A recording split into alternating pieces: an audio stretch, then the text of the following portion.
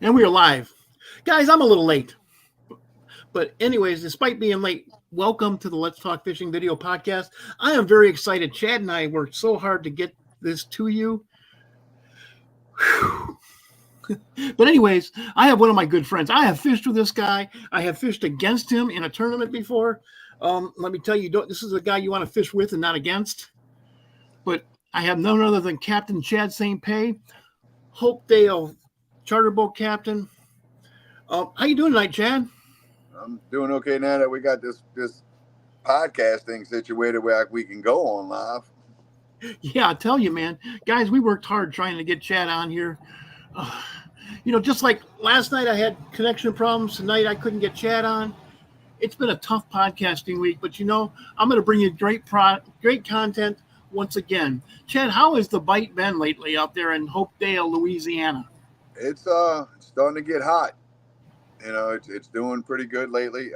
Just fighting these winds. I mean, one day we got a great day. The next day you got 15, 20 mile an hour winds. I mean, we got some very bipolar weather down here. Yes. Are the trout spawning right now? Starting to. You got big old girls with big old bellies? Yeah. We a couple of them that I filleted last week. Had quite a few of them that had some eggs in them. So are you getting the big trout or big numbers of schoolies? The last couple of trips, we've had to weed through a few schoolies, and then after that, they were pretty much averaging 15 to about 18, 19 inches. I had some guys last week. They're regular clients of mine. They fished with me 2 days in a row. First day, they wanted trout, and we nailed a 4-man limit of trout pretty good. The biggest one we had was 23 and a half inches and weighed about 4 pounds. Wow. Guys, for those of you who don't fish the salt, excuse me, that is a big trout. I can count the number of trout I've caught bigger than that on one hand. That's, I know you see pictures of Texas trout, which are 30 inches long, but there aren't a whole lot of those, not even in Texas. Right. Now average, they were averaging 15 to 18, 19 inches out of the 60 that we had. So, I mean, they've been pretty decent size. I mean, like I said, now we went out the next day, they wanted to go red fishing. So we went, played around in the marsh and picked up a few schoolies up in there. I think we had a few that were keepable, but like I said, they were full with trout. So all they wanted was, reds and sheephead. Okay. So that's kind of what we focused on day 2. I'd like to tell a story. I went fishing with Captain Chad a couple years ago, and there were 5 people in his boat, and we pulled up to the first spot. I was the first one to cast, and on the very first cast, I caught a trout. And that's pretty much what it was like for the rest of the day. 5 guys in the boat, all 5 of us catching trout all day long. It was really a fun day. It was a fun day. And in order to have 5 guys in the boat, you have to have 5 guys who know how to fish out of a boat. Yeah, we were good that day. Nobody got hooked? No. And you've been a captain long enough to know that happens. Happened last week. Took one to the back. Took one to the back shoulder. Yes. I'm still afraid of crankbaits. I hate treble hooks. I'm not a fan. I've been hooked too many times. I've been in the hospital too many times. Well, just pull it out. Push it through. You can't push it through if it goes between a joint. Right. You can't push it through if it's hooked in your bone. I was talking to a buddy of mine a little while ago. In fact, you had him on your show, Sean Mitchell. Oh, great guy. He had a trip today. He called me up after to let me know how it went, and he took one to his hand today that he had to cut the barb and pull the hook out. Said that's how his day started, and I just kind of shook my head, and I'm like, welcome to being a captain. Yeah. But I think he had a pretty good day today. It was a little windy out there for him, but I think he did pretty well. But the fishing's been it's starting to get better. When we get them days where we're not having 15, 20 mile an hour winds, it makes it a lot easier. Even though it has been a little windy, we still getting fish. You just got to hunt for them a little more and change your tactics up a little bit. Yes. So let me ask you a few questions about fishing. What you got? Live shrimp or soft plastics? I use both. You use both. Okay. When I have clients on a boat, I normally start everybody off on live. When we have live shrimp available, which is 98% of the time. Campo's Marina does pretty well at keeping that tank stocked. So, yeah. Normally we don't have a lot of issues. I mean, certain times of the year it gets a little rough, but I normally start my clients off on live. I don't fish a whole lot on my charters. I try to tend more to catering to the client. Yes. Now I do get some clients that are, repeats, or guys that even new clients that know how to fish, and they like, Cap, grab your pole and fish with us. I put them on live. I start them off with that. And if the bite's a little slow, I might throw some plastic, a couple of different colors to see if I can get it going. Or like if I got them fishing with a popping cork, I might try on the bottom, depending on the depth. Sure. Or I might jig a little bit and see if I can pick them up. And if I can start grabbing them pretty quick, then I switch everybody over. See, that's a good point. When I would fish, when I was guiding, I always wanted to be doing something different than my clients. Right. So, if they're catching little largemouth bass, I would fish for the big guys. They're throwing a wacky rig. I'm going to throw a jig and try to catch a 4-pounder, hook into a 4-pounder, hand off the rod. So what do you think about this thing? Oh, that's one of my favorites right there. Look at this, guys. Do you think this looks like a glass minnow?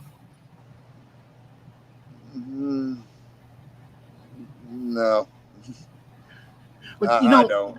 But the that's night the Mojo Pineapple Express. I mean, I'm friends with Greg. Yeah. Actually, that's one of my favorites because I've caught a ton of fish with it. But I am a little partial to it because I kind of helped them name that one. We were joking around one day. Yeah, we were joking around one day, and when he first came out with that bait, and I tried it, and he's like, how do you like it? I said, I love it. And he said, well, what's a good name? And I don't know. We were talking about the movie Pineapple Express. Sure. Earlier in the conversation, and just jokingly, I was like, I don't know, name it Pineapple Express, and he did, and it took off. Wow. Guys, this is a little bitty bait, but look at that hook. I watched Greg catch a redfish on this. Greg Comble's the guy who owns the company. Right. And he caught a redfish on this size underneath a popping cork that was every bit of 35 inches. That's we caught some big ones on that little shrimp. Now I think he's got 3 different sizes. He's got that little one, he's got one that's a little bit bigger, and then he's got a really big one, and the big one's too big. I like that little one, and the medium sized one is probably my favorite. Yes. But I since like you the want to little talk about Mojo, hang on one second. He had sent me these a while back, if I can get them out the bag, and asked me to try them. And other than his shrimp, I absolutely fell in love with this. Can you see it pretty good? Okay, let me see what you got there. Yes. He sent me one, but I had kind of a tan color. Well, he's got this one, and he's got one that I used the tan color. It's black with a gold bottom on the other one. He only had these 2. Now he just come out with a new one. I'm trying to remember what he calls it. It's a little bit longer. The tail's different, but it's kind of like a curly tail, but not quite. I think he was calling them Twister or Twisted. He just did a promo where he was looking for a name for it. Well, the one I just showed you, when he sent it to me and I tried it out, I called him up. I said, dude, I said, love the bait. I was smoking trout with him. So he asked me, he goes, what do you want to name it?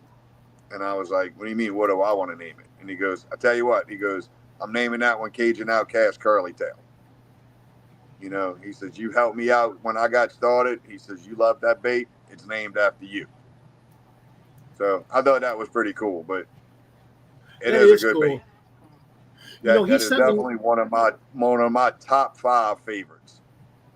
He sent me some of those twister tails in kind of a tan color, and I was using a lightweight tackle out there at Lake Calcasieu, and I hooked into about a 5-6 pound red on my second cast. It was really cool. And when on light tackle, a 5 pound red is going to give you a run for your money. In fact, absolutely. right then, I've lost quite a few fish in the marsh because of using light equipment. I'm going to have to learn, Captain Chad. I'm just going to have to learn. But don't use lightweight tackle.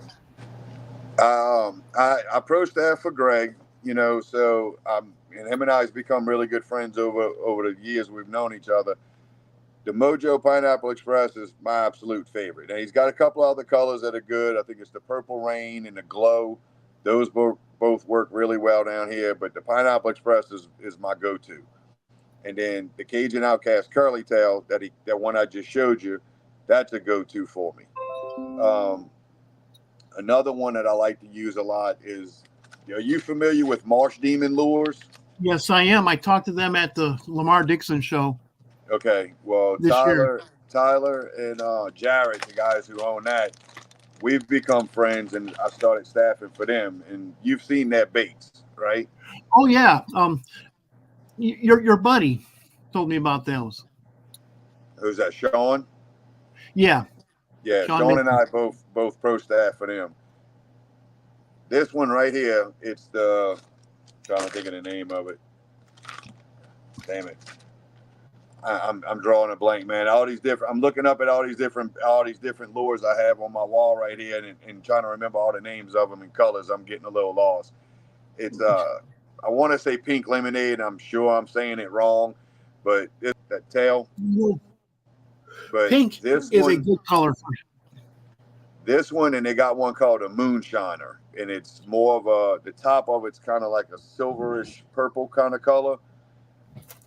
I'm going to be right back, Captain. I'm going to get something to show you. Okay.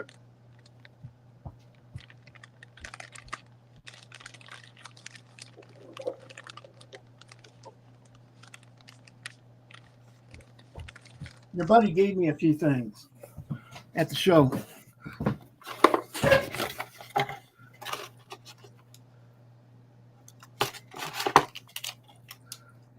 Yeah.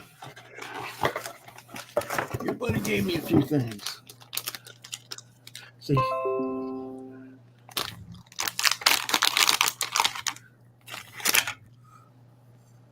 Yeah, that's a good one.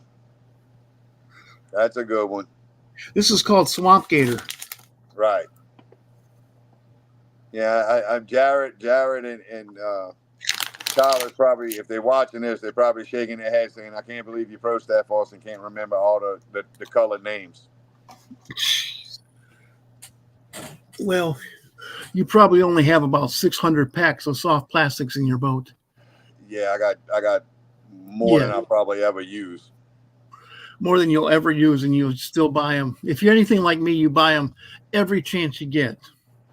Those are two of my favorite colors. Is the one from Mojo and the one from Marsh Demon. Like I said, Marsh Demon also puts out the Moonshiner, which is something else I've caught a lot of big trout on, Captain. I don't have them here. They're all in the boat. This is one of Greg's. Look at how small this thing is. Oh, I have some. What can I have some. It's the little low profile. I mean, I caught some amazing sized trout on that off the bridges in August through November in Grand Isle. Right. Just this little bitty thing with an 1/8-ounce jig. Yeah, I've used those. Another one that is a go-to down here. It's called L&L Lures. They're based out of Galveston, Texas. Okay. A guy named Kelly Levine, and this is. I like that color. one of my favorites. See, that's kind of the color of the twister tail that Greg is making. That Right. color. But that's a paddle tail. That's a really nice looking paddle. That's a pretty looking paddle tail right there. Yeah, Kelly, the guy Kelly who makes these, he was L&L Lures was actually one of the first companies that talked to me about pro staffing for him. And I like the underdog, man. I like the guys who are still making their baits in their garages and in their shops and trying to get started. That's the guys I like to help. I love helping locals and the guys get started with getting out there. Because you can call them and talk to them and they will listen to you. You can't call the president of Iowa. Right. He doesn't care. I don't even know who he is. So L&L Lures, Marsh Demon, and Mojo. That's my three favorite, baits that I like to use is all stuff that they make.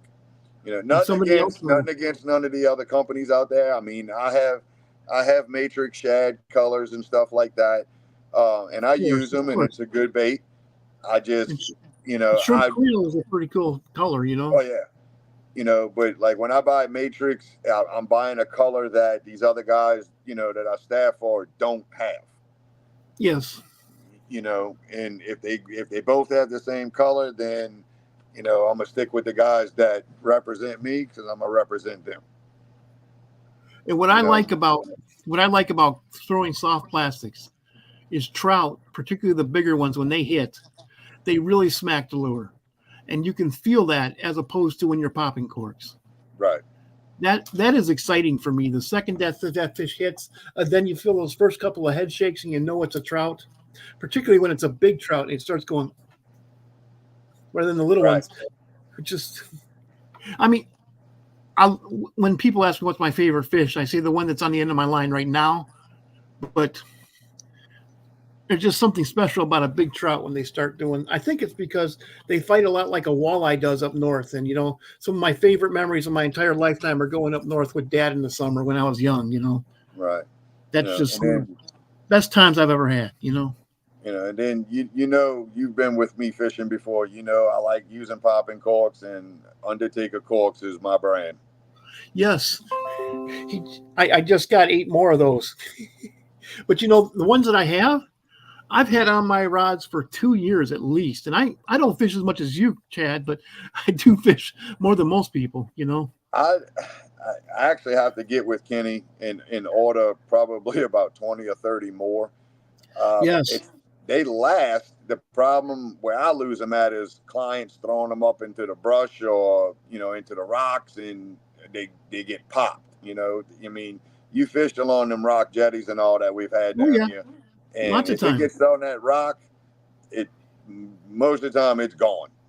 Yeah, but you're not taking your beautiful boat into those rocks. Not when there's no. Yeah, no, I'm not going to get my boat banged up to go grab a cork. No. I mean, the corks last as long as my clients don't throw them up into these rock jetties, or if we're fishing up in the marsh and they get it stuck on some kind of log or a tree branch or something out there, and I have to cut it or it pops. But other than that, the cork works great. Yep, exactly. Like I just said, man, I have some that are over 2 years old, and wow. Right. And they still have the paint on them. My paint wears off a little bit because, like I said, the clients are hitting the rocks with them or throwing them up in the grass, and so. But that's the nice thing about just fishing like I fish now. I'm the only one who casts my rods.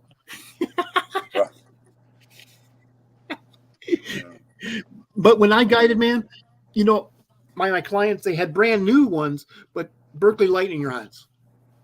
That way, if they go like this and it snaps, or if they go like this and it goes flying out of their hand, I don't cry. Yeah, I'm still stubborn with the rods because I'm still using Bo's custom rods. Sure. Me and Bo are friends. He's another guy who's making his rods in his garage, and we've become friends. And he's got great quality rods. So I'm still using his. But when I have a client that breaks one or loses one, you just kind of want to cry because it's like that's a nice little hit to replace that rod, It is. But It is, and I, that's inevitable. It's going to happen, man. It just happens as because a lot of these people don't. The only time they ever fish is when you take them out. right. And I mean, I've been fortunate. I've only had, I don't know, one or two that got either broke or thrown overboard. And unfortunately, the one that went overboard was we were in about 30 foot of water fishing on the Yeah, bottom. So when it went down, it went. it went. It's gone.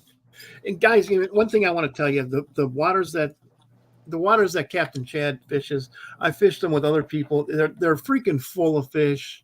I mean, on a scale that I didn't see that kind of fish up north. Inland. Of course, we know if you want to talk about Alaska, yeah, there's a lot of fish in Alaska too, but there's more fish in the marsh than there is in the inland lakes. I had a hard time wrapping my head around how many fish there were there. And when you have a guy who knows the marsh, like Captain Chad, you're going to connect. And just a little thing about taking a guide out in the marsh. I've fished all my life. I've probably owned 6 different boats. I've guided. I've tournament fished. I wouldn't take a boat out as the captain in the marsh. I don't know it. I don't know the rhythms of it. I don't know the tide. So when you take a guy like Chad out, I would have to go out with a guy like him 6, 7, 8 times before I felt comfortable going out there by myself because there's just a lot of dangers. You could be sitting in a place and half an hour later, there's this much less water in it, but that's enough. You're stuck now. Ugh. But guys like Captain Chad know this. Haven't you been going out there your whole life? I have. I mean, I've only been a captain about 4 years now, but I mean, I'm, right under 50 years old, and I've been fishing these waters since I was about 4 or 5 years old. I mean, Yeah, as a kid, I can't say that I knew where I was at. of course not. I knew I was in Hopedale, but I couldn't tell you what body of water I was in at 5 years old. But No, over the years of growing up and fishing it with family and friends, I mean, this is the area I know. This is where I'm comfortable.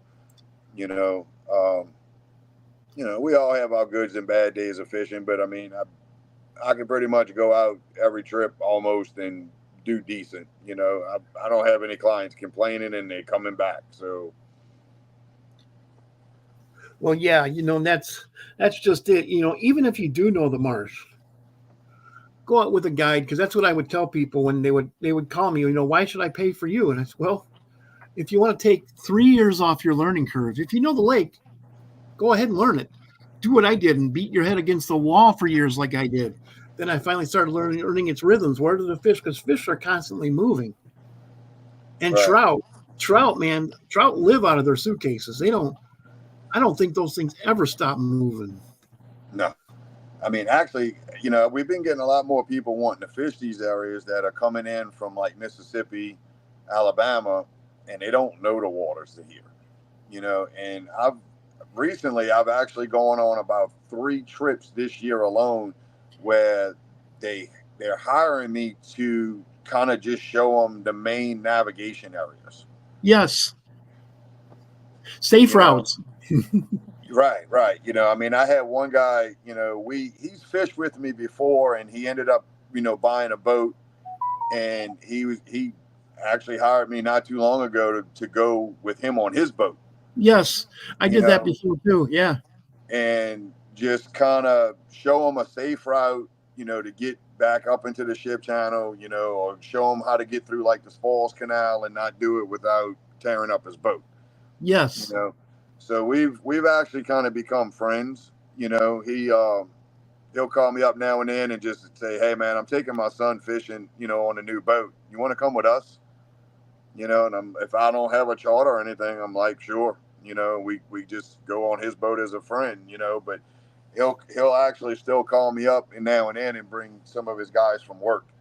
We'll do like a corporate trip and he'll hire me and some of my other captains I have that work with me. You know. That's interesting. So are you catching any reds down there, Captain? Yes. Yes, reds. We catch reds down here almost year round. I mean, some days are better than others. Like it's fishing, not catching. But Yes. we can normally still find some reds. Now, do you fish for them differently than you fish for the trout? I do. If I'm going after reds, I'm looking for shallower. Up in the marsh, little trenages and little pockets and coves. But I'm looking for moving water out of those little coves and trenages. Um, redfish are gonna if the water's pulling out of a cove or coming out of a canal, they're gonna kind of be waiting on the points, waiting for that bait to come out. They're predators, so they're gonna sit there and wait it out, and when they come out, they're gonna attack them. Trout, I'm fishing more like oyster reefs. If they got what they call the long rocks down here by us, that big long Yes. stretch of rock jetties. I'll fish up, I'll go against those sometimes. Go out to some of the little platforms and stuff out in the bays and fish around there, looking for diving birds. Looking for clean moving water. Bait popping. Clean water. Yes, clean water for trout. That's what I've always heard. You know, I seen some pretty water yesterday. I was telling you earlier, I went on a snapper trip yesterday with Yes. Captain Mike Del Toro. We some clients I had with me the day before yesterday wanted to do a snapper trip. Well, I do not specialize in snapper, so we set it up to go with Mike, and I was asked to go along with him. And Captain Mike took us out in the Gulf, and we saw that water line where it went from kind of that greenish brown color to just a pretty green, and I just thought that was, I mean, I've seen it before, but every time I see it, it's like a kid with a new toy. It's like, that's just really Yes. cool. Then if you get out further, it turns into just sky blue. It's Right, beautiful. right.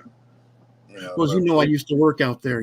Worked on offshore oil rigs, and we had a good day yesterday as well. We had four of us fishing, and we had a 4-man limit of snapper, so it was a good day. ooh, see, when I went years ago for snapper, the limit was 2. So that's a big increase. Right. Now I mean, the ones we caught, they weren't gigantic, but I mean, they were all keepable and decent size. And actually, when we're done with this podcast, I'm going inside to start cooking some of it. So Enjoy that, Captain. oh yeah, Steamed broccoli with fresh snapper, man. Wow. minus the broccoli, but yeah, I'm ready for the fish, ready for the Yes. snapper. Well, that's what I ate with them. Steamed broccoli with fresh snapper was just.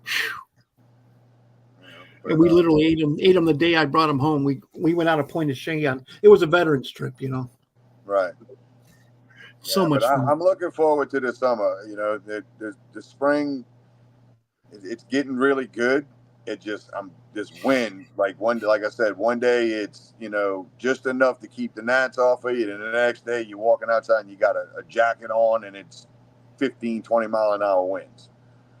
It just makes the day a little harder trying to decide where you're going to go. And one day I can kill them, and I feel like they're going to be there the next day, and I go out to want to plan to go to the same spot or same area the next day, and we go from no winds to 20 mile an hour in the next day. Wow. So are the trout now migrating out to the outside? They starting to move out. I mean, we're still picking some up in the marsh, but I mean, if you go a little further out, you starting to pick them up out there too. I find the water's been a little bit cleaner, Okay. a little further out. But I mean, we're not. So right now they're probably just looking for the right season. Right. So that they can mate. But, as far as I'm concerned, man, you get out there and you mate. We need more trout. I've been staying pretty busy between the charters and Cajun Outcast Fishing Club. We've been doing some things. We just had our kids rodeo on the 13th of this month. And, how did that go, Captain? We had 150 13 kids participate. Wow, that's a lot. Yeah, well, I mean, Gary Dubriel, which is Oh yeah, I our know VP him. of the Yeah. club.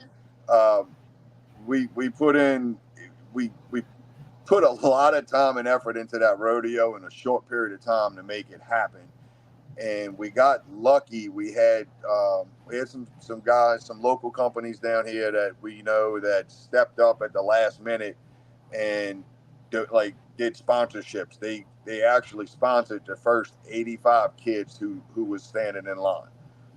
So Nice. they showed up. They didn't have to pay a thing, And I mean, we only charge a $10 entry. The kids get a Zepco rod and reel. They get a little container of worms. We had a goodie bag for them. They get fed lunch. So it's for $10. It's well worth all the stuff they're going home with. And they got to And catch little bluegills and catfish, huh? I think they had a few bass that were caught. I know in the younger division, the two kids who took first and second place were actually brothers. And I want to say one of the catfish was like 6 pounds 8 ounces, and the other one was like 6.6 or 6.7. Wow. They weren't that far off, but the youngest brother beat the older brother, so that was kind of funny because little brother didn't let his older brother forget it. Wow. And those aren't bad sized catfish either. Uh-uh. We do it over at Torres Park in Chalmette. So the kids, it's a big old pond. They can walk around freely and just find what spot they want to go and fish. And, we have a bunch of guys walking around with, digital scales and clipboards. And so they don't have to all come run back to one little spot. We have somebody out there as weigh masters in different, sections of the pond. And if their blinds break and they're out there with their mom or their dad and they don't know how to tie the lines, our guys will set them up and hook them up. Wow. But it was a good day. It was a really good turnout. We were excited about it because we did it for a couple of years, and then when COVID hit, we kind of got shut down. Well, yeah, a And lot of things got shut down. right, so we couldn't do anything. And when COVID kind of passed over, the momentum of everything and everybody just kind of slacked. So we didn't do it for a year or two. Well, then we were asked to do it again, and Gary and I sat and talked about it and said, you know what, let's do it. Next year we're hoping to, we're going to start planning it a lot more in advance and really do it right.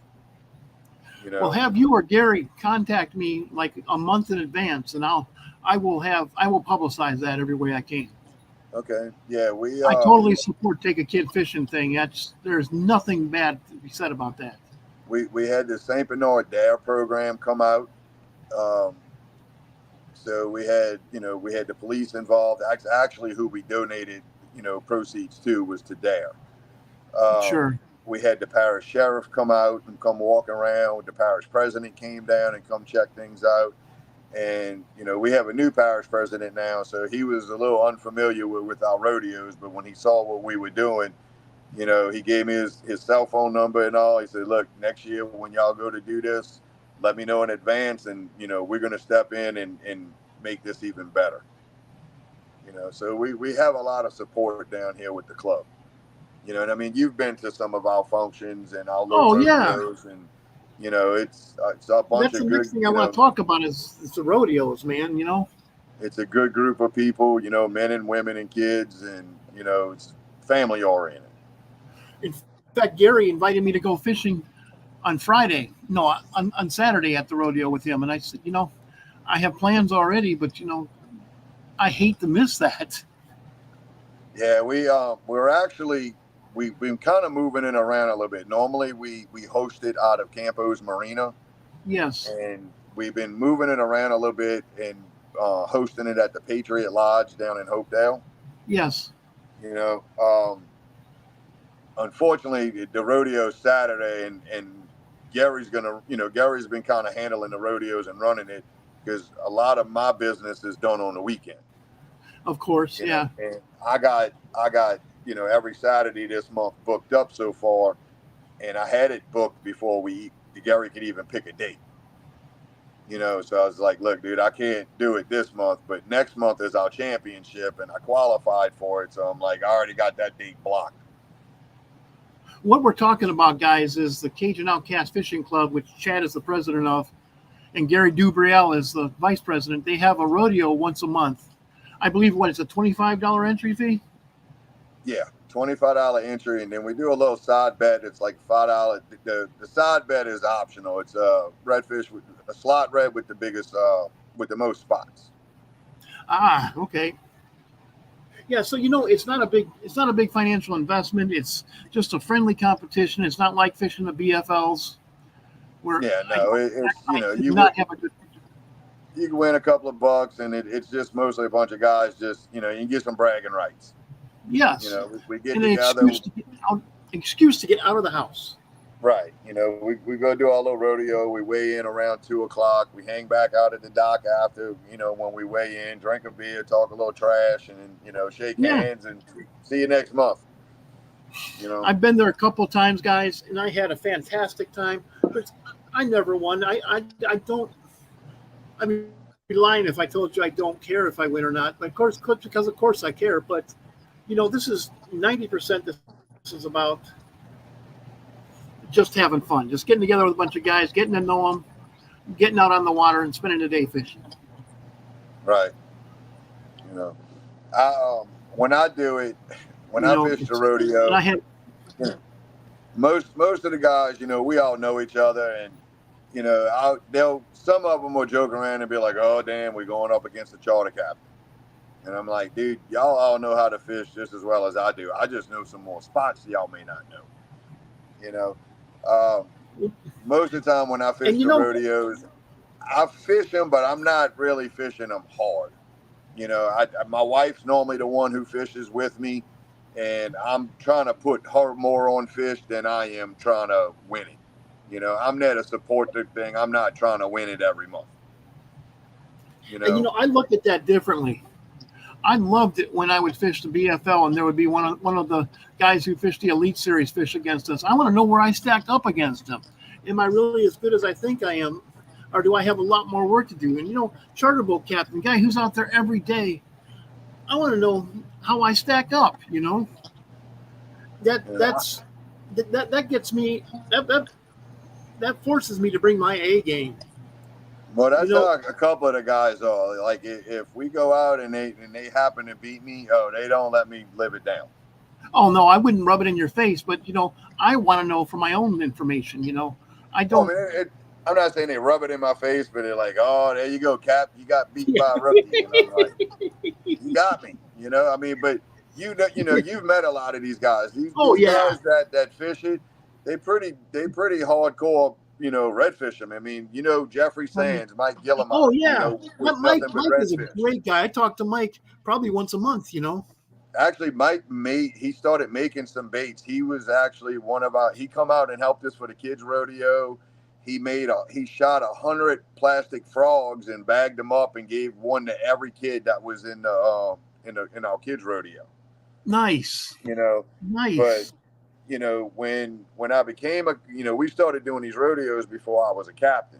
Yes, and I remember when I became a captain, I asked these guys, I'm like, look, dude, if you have a problem with me being a captain and fishing a rodeo, I just won't fish them. I'll support it, but I just won't compete. And they were like, hell no, dude, we want you to fish because if we happen to beat you, it's nice to know we can beat somebody who's out here every day doing this. Yes. That's exactly what I would have said, Chad. That's exactly what I would have said. Like I said, we get one or two guys that don't really like it, and I'm like, well, then don't come. Majority of guys have no problems with us fishing. I would have no problem with you fishing. I would actually have a problem with you not fishing. Shit, some of them, they're like, hey, dude, we want to go on your boat, and if I got the room, we do a friend trip, and everybody just kind of pitches in for the cost of the trip, and, we go do the rodeo and go have a good day. Absolutely, man. Well, guys, Cajun Outcast Fishing Club, it's as easy to join that as going and logging on to their Facebook group. become active in the group, go and fish their events, help them out. They have the kids event,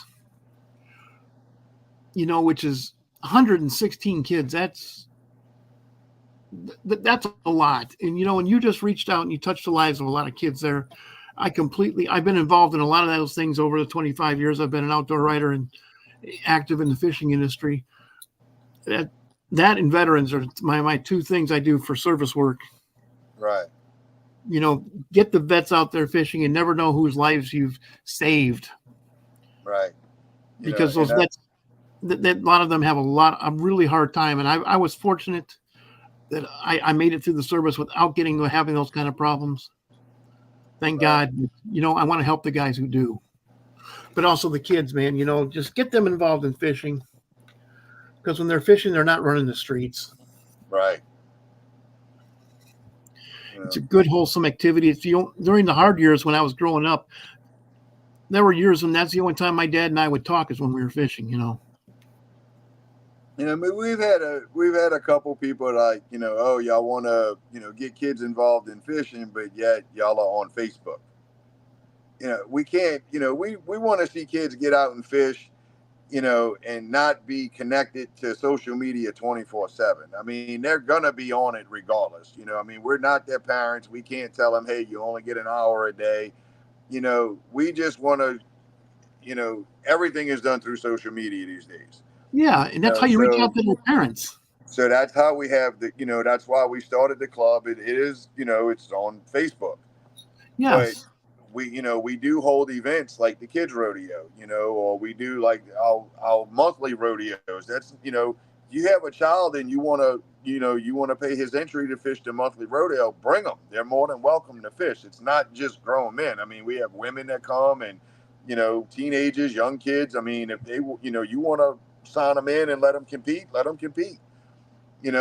We're not trying to get the kids off of social media 24/7. I mean, you're going to see us on Facebook, and here's an option that, look, I'm going to put the phone down for a couple of hours and I'm going to go fishing. Yes. And a few people they didn't understand it. They thought we were trying to get kids off of their phones 24/7. That's not going to happen.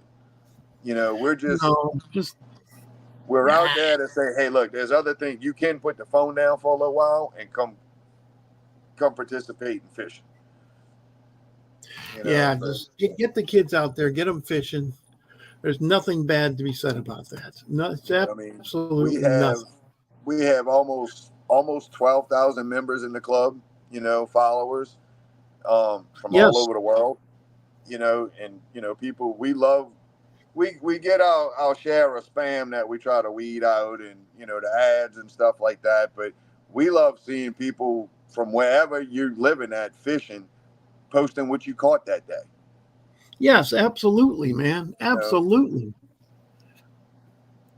Absolutely. Well, hey, Captain.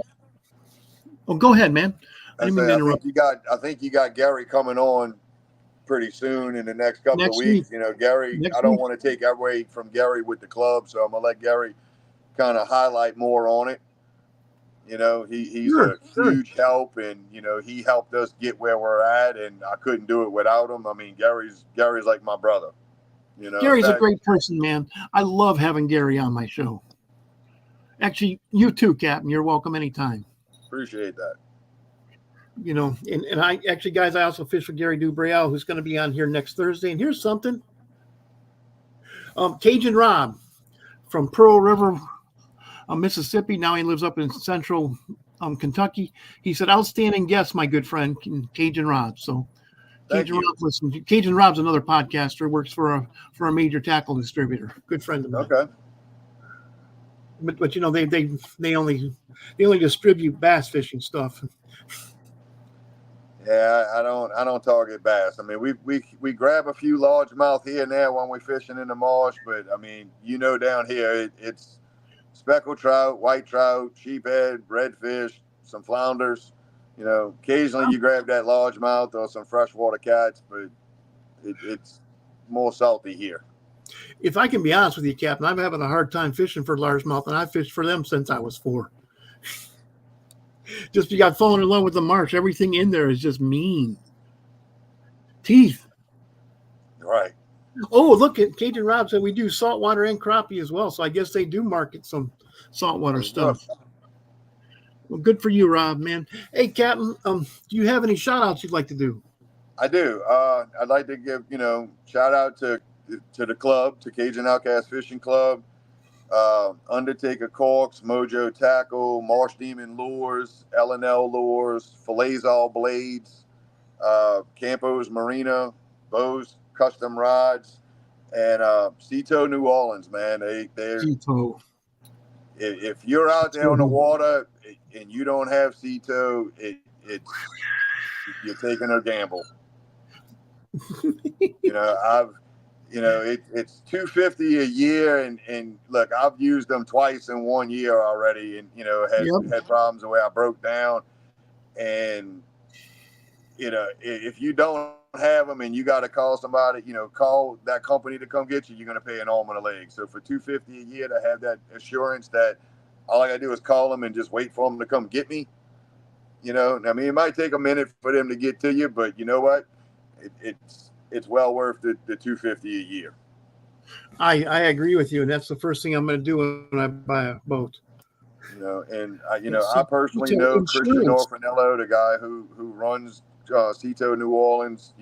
Great guy. Every time I've seen him and talked to him, he's just real nice guy to deal with.